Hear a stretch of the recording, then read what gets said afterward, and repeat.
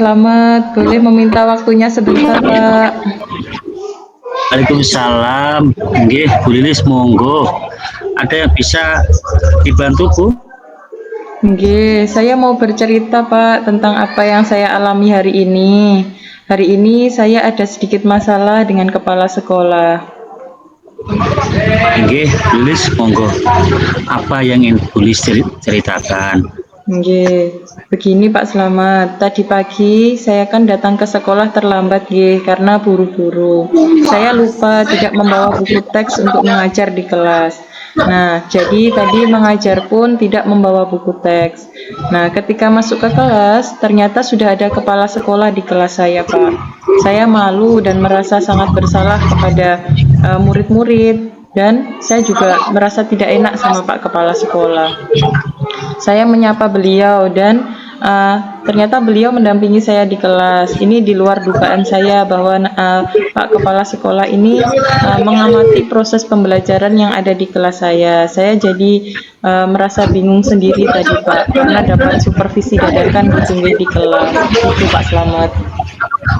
Oh, gitu Bu Lilis. Kira-kira hambatan apa yang Ibu alami sampai datang ke sekolah terlambat? Nggih, tadi ini Pak, tadi pagi kan anak saya rewel nggih karena mungkin tadi malam kurang enak badan. Jadi tidak seperti biasanya. Maunya tadi cuma gendong aja Pak. Yang biasanya mudah gitu ya kalau ditinggal mau berangkat sekolah itu langsung ikut sama Mbah di rumah gitu. Tapi tadi itu kok agak susah gitu. Jadi memang pengkondisian di rumah tadi memang agak sedikit tidak seperti biasanya. Jadi saya terlambat gitu Pak ya. Jadi jarak dari rumah ke sekolah saya kan juga termasuk nggak deket gitu Pak ya. Yang mungkin biasanya saya berangkat dari rumah itu jam setengah 7. Nah tadi itu karena ada kendala jadi jam 7 itu baru berangkat. Nah sedangkan kalau dilihat waktunya berangkat sekolah dari rumah itu sekitar 15 sampai 20 menitan. Itu pun kalau lancar ya Pak Slamet. Tapi kalau pagi kan biasanya memang sudah ini macet karena banyaknya anak-anak yang berangkat sekolah, terus ada banyak orang yang berangkat kerja seperti itu. Jadi banyak apa ya kendalanya tadi itu Pak. Jadi aduh jadi bingung sendiri gitu, ribet pokoknya hari ini. Terus kemudian apakah ada kendala saat Ibu mengajar tanpa adanya buku teks? Apakah anak-anak di kelas memahami apa yang Ibu jelaskan dengan baik? Kalau sebenarnya untuk kendalanya tidak ada ya Pak ya, karena selama ini kan saya sudah memegang mata pelajaran yang sama, jadi meskipun tidak menggunakan buku teks, alhamdulillah saya sudah hafal materinya.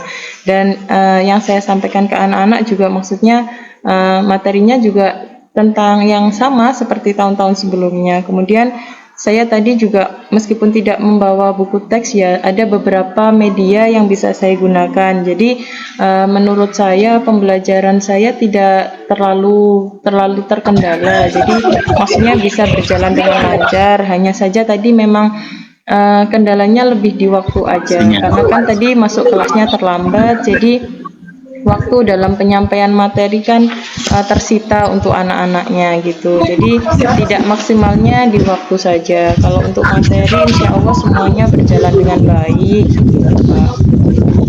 Oh gitu. Kalau boleh tahu, Ibu pakai media apa toh? Kalau tidak ada buku teks. Oke.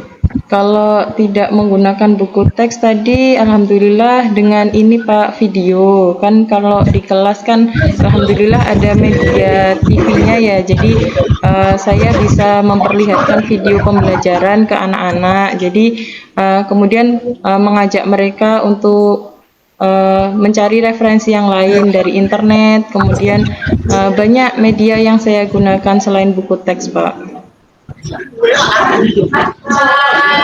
Kalau menurut Bu Lilis, apakah belajar menit? Jadi Pak Slamet. Tak ulang lagi Bu, Mas ini sinyalnya ya. Nggih. Kalau menurut Bu Lilis, apakah buku teks dapat menghambat eksplorasi belajar murid atau tidak? Tidak Pak, buku teks itu tidak menghambat eksplorasi murid. Kalau menurut saya dengan adanya buku teks sendiri itu kan semakin menambah referensi murid. Jadi selain buku teks, mungkin kan juga bisa menggunakan yang lainnya, seperti ada video, kemudian ada media-media yang lain gitu. Jadi untuk buku teks sendiri memang bisa menambah eksplorasinya anak-anak gitu ya. Jadi menambah untuk Ya. latihan-latihan soal juga gitu Pak. Oh, nggih, betul. Saya setuju dengan Bu Lilis. Semua bisa kita jadikan sumber belajar, Bu. Semakin banyak yang kita gunakan, semakin baik.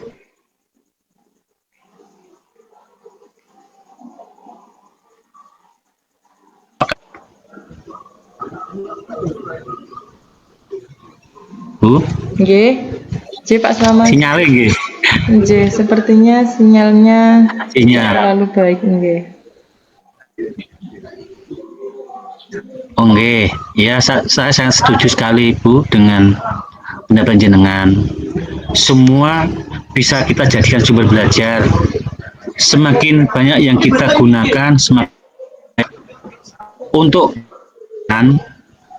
waktu tadi, apakah setiap hari Ibu datang terlambat?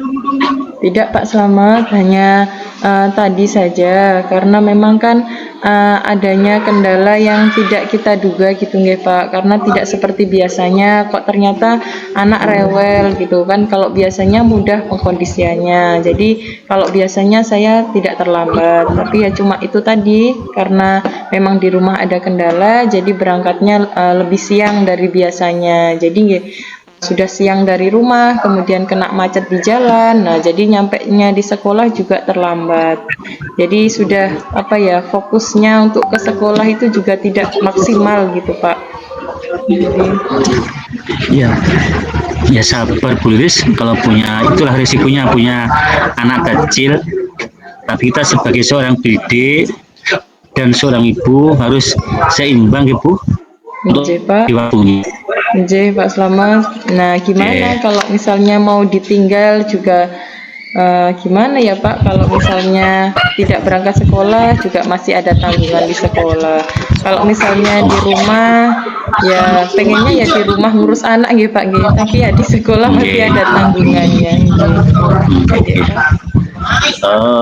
Untuk selanjutnya, jadi sekarang apa rencana Bu Lilis Bu untuk menyelesaikan masalah tadi? Kalau rencana saya ke depannya ini Pak, yang pertama saya mau ke kepala sekolah. Yang pertama saya akan meminta maaf ya Pak karena sudah datang terlambat gitu kan, saya malu berasa kayak kinerjanya kok kurang bagus seperti itu. Jadi saya meminta maaf yang pertama, kemudian mau berterima kasih karena telah mengkondisikan kelas tadi sebelum saya datang. Jadi mungkin waktu Bapak Kepala Sekolah keliling gitu ya, kok kelas saya kosong, kemudian anak-anak belum terkondisi dengan baik. Nah, jadi beliaunya mungkin masuk ke kelas saya. Nah, itu saya akan berterima kasih karena sudah mengambil alih pengkondisian awal di kelas saya gitu untuk anak-anak. Kemudian selain itu saya juga akan menjelaskan kenapa kok sampai mengajar itu tidak bawa buku teks gitu ya. Mungkin karena kondisinya yang tidak seperti biasanya gitu ya, pengkondisian yang dari awal sudah menurut saya tidak kondusif. Jadi tidak Pak, ya mungkin salah saya juga karena tidak bisa membagi waktu. Jadi mengajar sampai tidak membawa buku teks, tapi alhamdulillah proses pembelajarannya kan bisa berjalan dengan baik tanpa mengurangi proses pembelajaran itu sendiri. Jadi tanpa adanya buku teks masih ada media-media pembelajaran yang lain seperti video pembelajaran. Kemudian ada jurnal-jurnal ilmiah yang bisa diakses dari internet. Oke, saya akan menjelaskan itu Pak. Jika dibutuhkan anak-anak kan ini ya, maksudnya menjelaskan kronologinya dengan baik biar tidak ada kesalahpahaman ke depannya gitu dan bisa terselesaikan dengan baik masalahnya. Oke, bagus sekali Bu rencana Bulis mengenai Bapak Kepala Sekolah. Saya sangat mendukungnya Bu nggih. Oke Pak. Oke, tadi itu saya juga sudah ke ruangannya Pak untuk apa ya, mau menemui beliau gitu, mau menjelaskan, tapi ternyata kok tidak ada. Jadi nanti ini saya tunggu aja sampai beliaunya datang. Oke Bu, biasanya beliau itu biasanya datangnya tuh terlambat, mungkin mampir dulu ke dinas mengambil sesuatu lah ya. Semoga apa yang Bulis perjuangkan berhasil Ibu. Semangat ya. Oke Pak, selamat. Oh iya Bu Lilis. Apa komitmen Ibu terhadap rencana ini? Oke, saya berkomitmen ke depannya. Yang pertama, saya akan datang ke sekolah tepat waktu gitu Pak. Jika ada kendala, maksudnya di awal sudah tidak bisa datang tepat waktu, maka saya akan konfirmasi dulu kepada kepala sekolah. Biar apa? Nanti kalau misalnya kok saya tidak ada waktu pagi, bisa ada guru pengganti atau misalnya guru piket gitu yang bisa menggantikan sementara gitu. Dan untuk buku teks, saya akan selalu membawa dan menggunakan buku teks sebagai bahan tambahan referensi. Ya, meskipun kadang banyak ya, kita juga akan menyajikan pembelajaran yang inovatif dan menyenangkan bagi anak-anak di kelas agar mereka nyaman belajar dengan saya dan mendapatkan pengalaman belajar yang bermakna. Jadi pengalamannya mungkin dengan buku teks itu anak-anak nanti akan lebih bisa dan mampu untuk mendapatkan latihan-latihan soal yang lebih banyak lagi selain dari video pembelajaran yang saya berikan atau materi yang dari internet. Itu Pak Slamet. Wah, luar biasa sekali Bu. Sangat setuju saya. Saya satu lagi ya mendukung sepenuhnya yang Bulis lakukan. Saya sangat setuju bahwa pembelajaran untuk anak-anak di kelas itu harus menyenangkan dan bermakna Bu. Seperti filosofi Ki Hajar Dewantara, pembelajaran harus berpihak pada murid.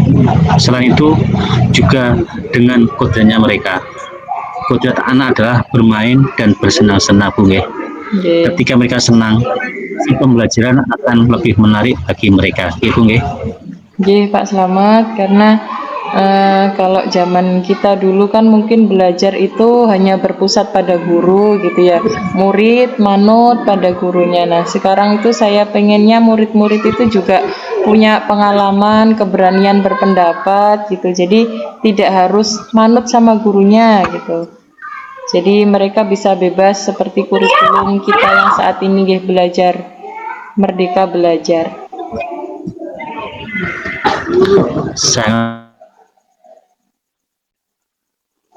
Guru dan murid juga harus saling menghargai dan menghormati dalam artian tahu posisinya. Guru kan bersifat menuntun dan mendidik murid. Murid juga harus mau diarahkan guru.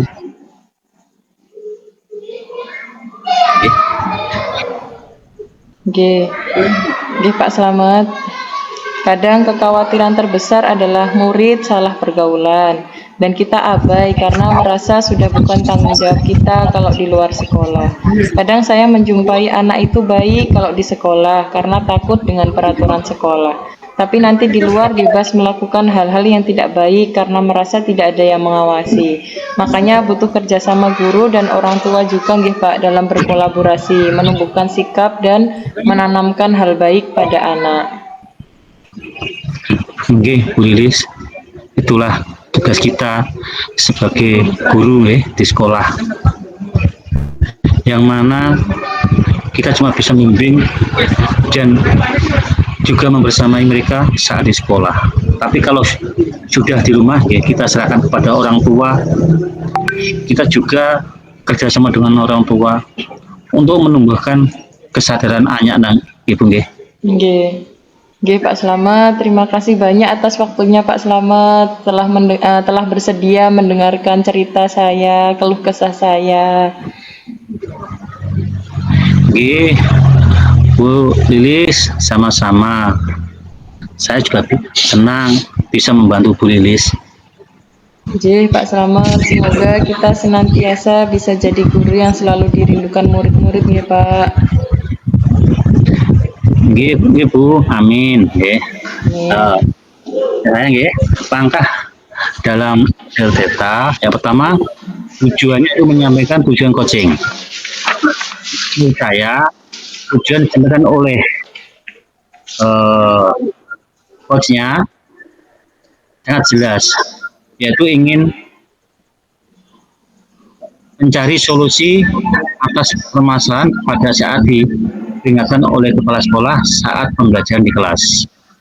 Langkah Delta yang kedua yaitu identifikasi, yaitu memberikan pertanyaan-pertanyaan dan umpan balik yang mengarah pada identifikasi potensi coaching. Komentarnya yaitu coach memberikan pertanyaan yang dapat membuat coach menyadari bahwa yang disarankan oleh kepala sekolah bukan sesuatu yang harus dihindari, tetapi bisa untuk tambahan sumber belajar dalam eksplorasi materi pembelajaran di kelas.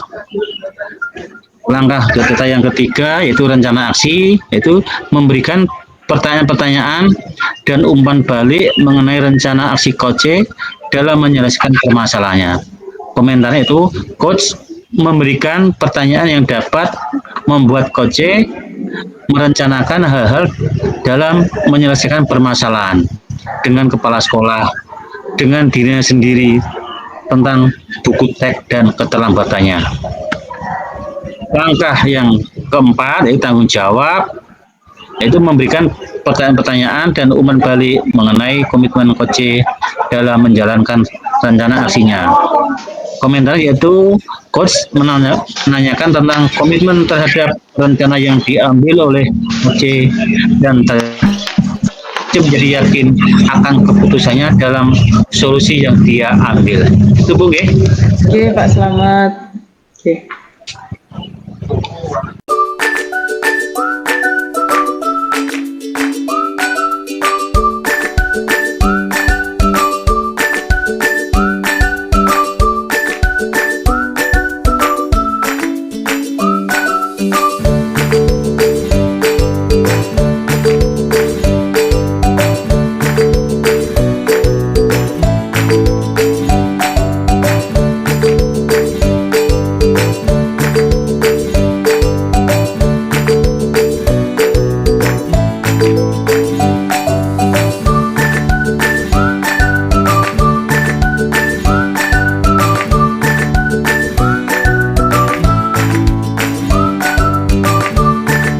Assalamualaikum Bu Lilis.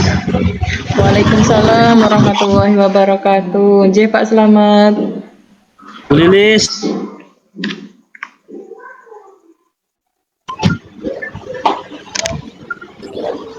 Halo. Nggih, Pak Slamet. Bu Lilis. Nggih. Bolehkah saya meminta waktunya sebentar? Nggih, Pak Slamet, ada yang bisa saya bantu? Nggih, Bu Lilis. Lagi saya kerjaan tidak repot toh. Saya mau bercerita tentang apa yang saya alami hari ini, Bu. Pagi tadi saya ada sedikit masalah dengan ibu pengawas. Rasanya mana ya? Ini menjadi pengalaman yang sedikit yang tidak mengenakan bagi saya, Bu Lilis. Baik Pak Slamet, monggo silahkan ceritakan semua yang menjadi unek-uneknya Pak Slamet. Saya dengan senang hati akan mendengarkan ceritanya Pak Slamet. Terima kasih Bu Lilis. Tadi pagi ya, saya datang ke sekolah terlambat dan karena buru-buru saya lupa tidak membawa perangkat pembelajaran yaitu RPP untuk mengajar di kelas. Dan saya tadi mengajar pun tidak menggunakan RPP, cuma menggunakan alat seadanya. Nah, ketika masuk kelas, ternyata sudah ada ibu pengawas sekolah yang mengadakan supervisi mendadak di kelas saya. Saya malu, Bu, dan merasa sangat bersalah kepada ibu pengawas dan kepada anak-anak juga. Saya menyapa ibu pengawas sekolah dan beliau mendampingi saya saat mengawas. Ini di luar dugaan saya, Bu. Ternyata hari itu ada supervisi mendadak, jadi saya bingung sendiri tadi, apalagi berangkat pembelajaran saya tertinggal di rumah karena saya berangkat tergesa-gesa sehingga sampai di sekolah juga terlambat. Saya juga mendapat teguran dari kepala sekolah karena menerima laporan dari kepala pengawas sekolah yang melakukan super mengajar tanpa saat saya mengajar tanpa menggunakan RPP, Bu. Oke. Ada masalah apa Pak Slamet? Kok sampai datang sekolah terlambat dan tergesa-gesa? Begini, Bu, ya. Ya, itulah resikonya kalau kita punya anak kecil, Bu, nggih. Nah, tadi pagi anak saya yang berumur 4 tahun, Bu, sangat dan badannya panas. Apalagi tadi malam mungkin badan tidak enak, Bu, nggih. Apalagi musim pancaroba, Bu, nggih. Ya. Sehingga, Bu, banyak yang rentan kena penyakit. Dan saya tadi langsung memeriksakan anak dulu ke dokter, Bu, di sebelah dekat rumah saya. Dan menurut pemeriksaan dari dokter, anak saya kena gejala tipes, Bu. Nah, mungkin dalam suasana panik itu ya, sampai saya lupa, ternyata sudah siang. Besar tanpa pikir panjang langsung tancap gas berangkat ke sekolah, Bu.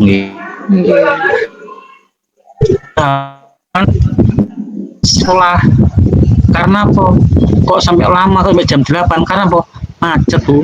Karena jam segitu biasa toh waktunya orang tua mengantarkan sekolah, banyak pekerja yang berangkat ke kantor, apalagi karyawan pabrik, sehingga kita tidak bisa naik sepeda dengan kecepatan tinggi, Bu. Nah, itulah, Bu.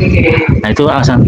Nah, setelah saya sampai di sekolah, suasana sepi, Bu.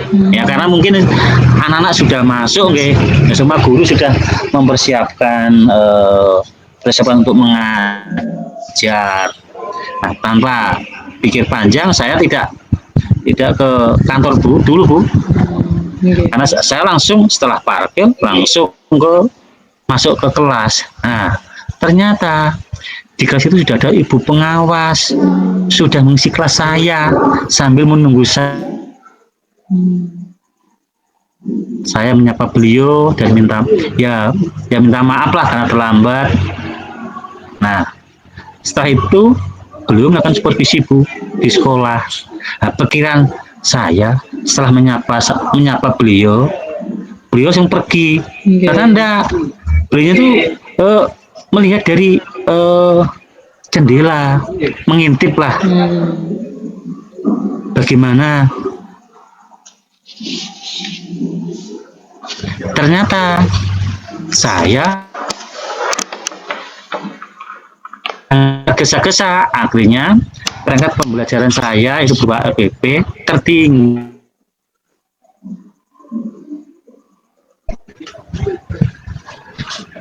Bu? Nggih, Pak Slamet. Nggih. Jadi nggak bawa RPP ke kelas, nggih Pak Slamet, nggih. Nggih, yang sabar Pak Slamet, nggih. Semoga anaknya Pak Slamet lekas sehat kembali dan segera sembuh ceria seperti biasanya. Nah, kira-kira hambatan apa, Pak, yang jenengan tadi alami ketika tidak menggunakan RPP saat proses pembelajaran?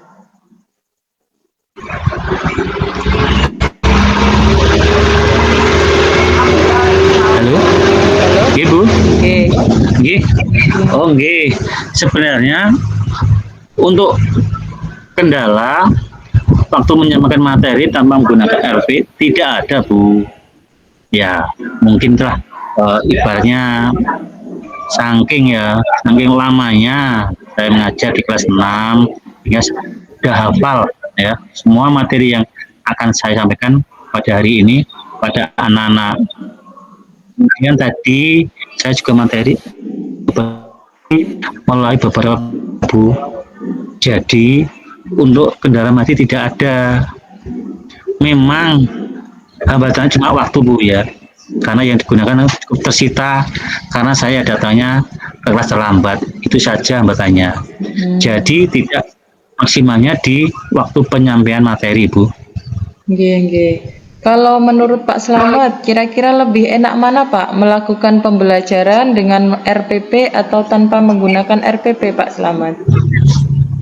Kalau ini menurut saya Bu yang sudah lama menjadi guru saya mungkin lebih enak tidak menggunakan RPP Bu.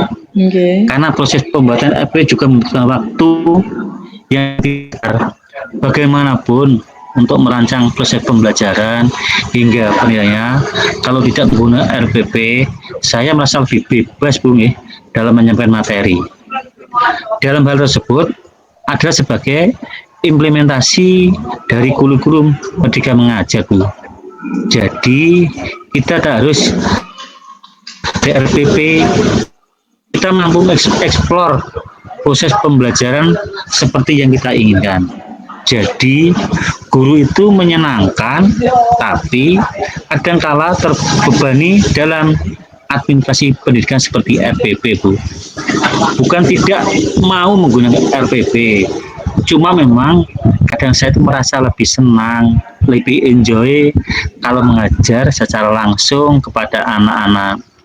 Mungkin dalam pikiran saya nanti langsung keluar ya, semua apa yang dalam keluar, loh. Saya mengajar juga dengan persiapan Bu, loh. Untuk mencari beberapa referensi yang tepat sebelum saya mengajar Bu. Tapi kan memang sudah tuntutan bagi seorang guru dalam proses pembelajaran harus menggunakan RPP toh Bu. Nggih Pak, leres. Nggih. Nggih Pak Slamet, apakah Pak Slamet merasakan perbedaannya Pak saat mengajar menggunakan RPP dan tidak menggunakan RPP itu sendiri? Untuk perbedaan tuh yang saya rasakan ketika menggunakan RPP, mungkin alur Bu atau proses pembelajarannya lebih teratur karena ada patokan di RPP. Jadi kalau misal lupa langkah-langkahnya bisa melihat dan berpatokan pada RPP tersebut Bu Jika tidak menggunakan RPP, guru lebih bebas Bu mengeksplor kegiatan dan menyampaikan materi Bu lebih bebas ya. Tapi tidak keluar dari rambu-rambu. Dan untuk perbedaan materi dari proses pembelajaran tidak ada karena guru meskipun tidak menggunakan atau menggunakan RPP pasti sudah menyiapkan bahan apa digunakan, bagaimana menilai anak di kelas nantinya Bu. Untuk penerapannya ke murid sendiri gimana Pak Slamet? Apakah ada perbedaannya yang Bapak rasakan ketika mengajar menggunakan RPP dengan tidak menggunakan RPP? Anak-anaknya Oh ya sinyalnya Bu ini sepertinya Pak. Berbeda Bu. Mereka selalu nyaman dalam mengikuti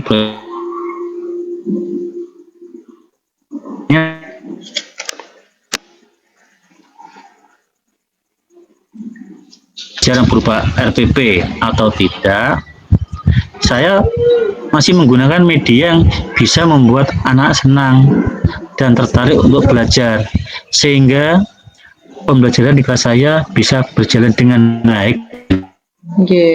Kalau boleh tahu Pak Slamet, tadi kan tidak bawa perangkat jenengan pakai media apa Pak Slamet? Sumber belajarnya. Nggih, nggih, makasih Bu.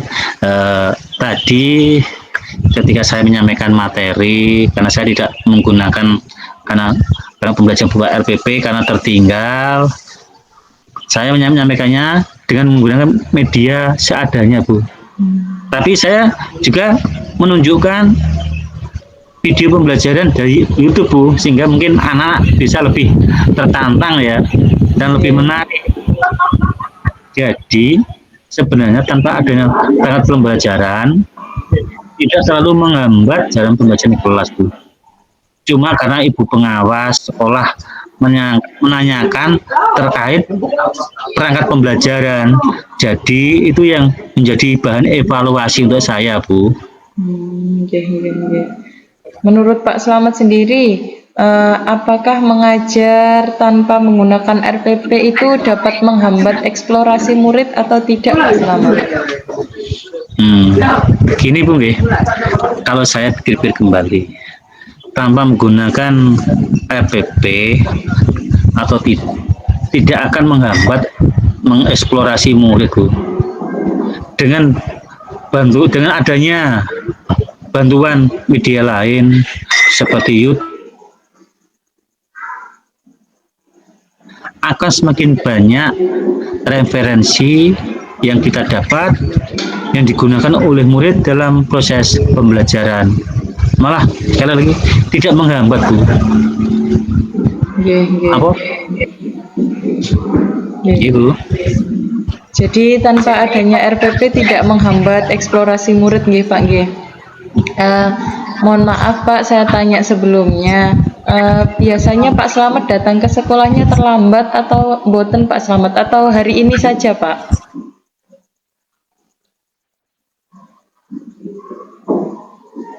Istilahnya musibah atau cobaan gitu.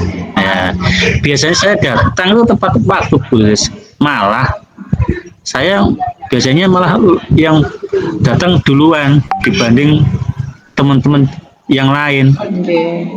Ya seperti yang saya dengan tadi itu loh Bu. Saya terlambat karena saya sedang itu loh kena anak, memeriksakan anak ke dokter. Nah ternyata dari pemeriksaan dari dokter anak saya kena gejala tipes dan jarak rumah dengan sekolah juga lumayan jauh, apalagi belum kena macetnya jalan.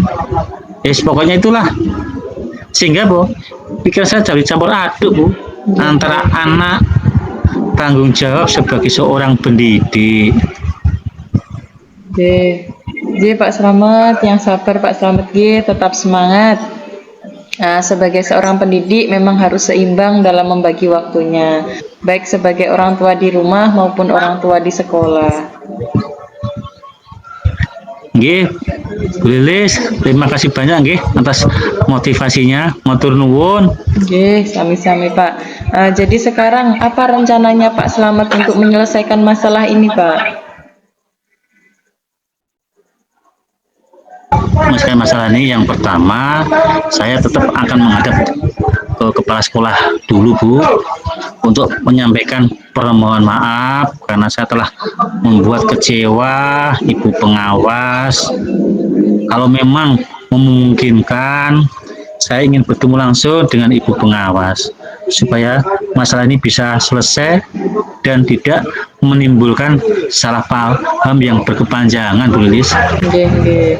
Kemudian apa yang akan Pak Slamet sampaikan kepada Bapak pengawas? Ya, saya rencana saya akan mengatakan bahwa saya akan mengajar menggunakan perangkat pembelajaran Bu.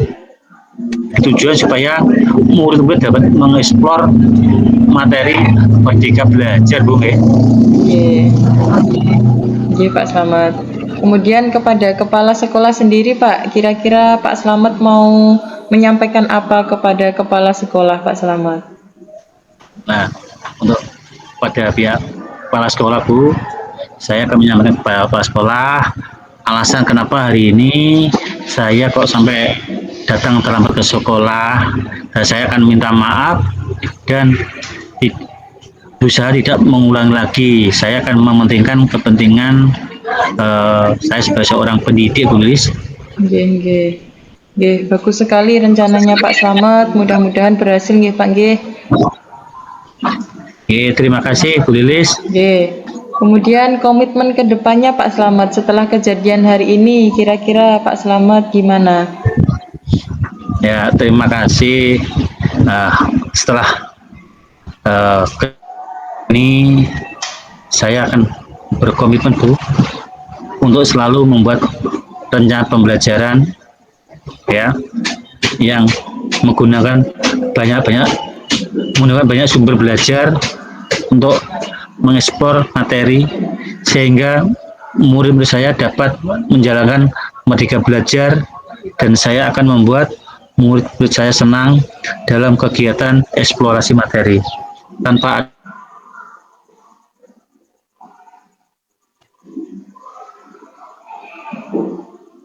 pada murid-murid saya, Bu.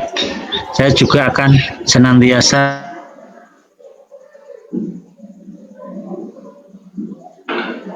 berusaha tidak terlambat untuk datang.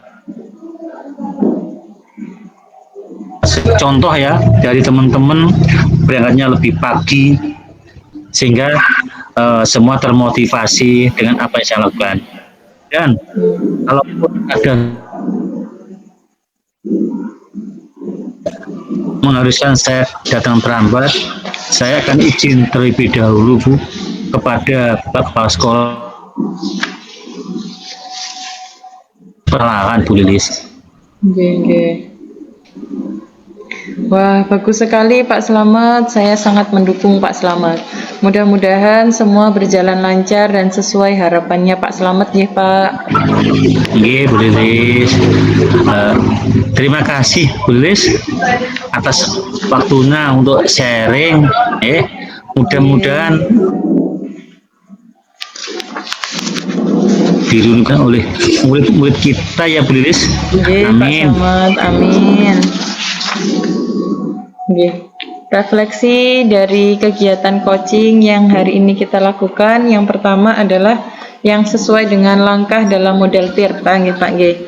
Yang pertama, tujuan, menyampaikan tujuan coaching. Coaching tadi sudah menanyakan permasalahan yang dialami Pak Slamet. Kemudian untuk coachingnya sendiri, tadi Pak Slamet sudah menyampaikan tujuan dari permasalahannya, yang mana datang terlambat ke sekolah, kemudian ada supervisi dadakan dan ternyata tidak membawa perangkat pembelajaran sehingga ada kendala di situ. Kemudian yang kedua adalah identifikasi, yang mana memberikan pertanyaan-pertanyaan dan umpan balik yang mengarah pada identifikasi potensi coaching. Nah, tadi coach sudah menanyakan permasalahan apa yang menjadi permasalahannya sehingga semua itu terjadi seperti itu Pak. Jadi tadi kenapa kok Pak Slamet sampai datang terlambat ke sekolah, kemudian bagaimana sampai RPP-nya bisa tertinggal dan mengajar tidak menggunakan RPP sehingga pengawas yang melakukan supervisi tidak berkenan dan melaporkan ke kepala sekolah. Jadi tadi Pak Slamet sudah menyampaikan identifikasi permasalahannya dengan baik gitu nggih Pak nggih. Jadi untuk rencana aksinya sendiri tadi sudah ditanyakan ke coachnya telah menyampaikan rencana apa yang akan dilakukan coach gitu nggih. Jadi coach sudah mampu melaksanakan atau merencanakan aksinya untuk melakukan perbaikan ke depannya agar permasalahan yang terjadi itu tidak akan terulang kembali seperti itu. Kemudian untuk tanggung jawab memberikan pertanyaan-pertanyaan dan umpan balik mengenai komitmennya. Jadi tadi coach sudah menanyakan komitmen apa yang dibuat Pak Slamet ke depannya agar ke depannya berjalan lebih baik atau bisa lebih baik dari sebelumnya gitu. Coach sudah menyampaikan bahwa komitmennya bahwa kedepannya Pak Slamet akan selalu datang tepat waktu, bahkan lebih baik daripada rekan-rekan yang lain, kemudian akan selalu membuat RPP dalam proses pembelajaran gitu. Begitu nggih Pak Slamet nggih. Nggih, Bu Lilis. Nggih. Makasih Bu Lilis. Sami-sami Pak Slamet. Nggih.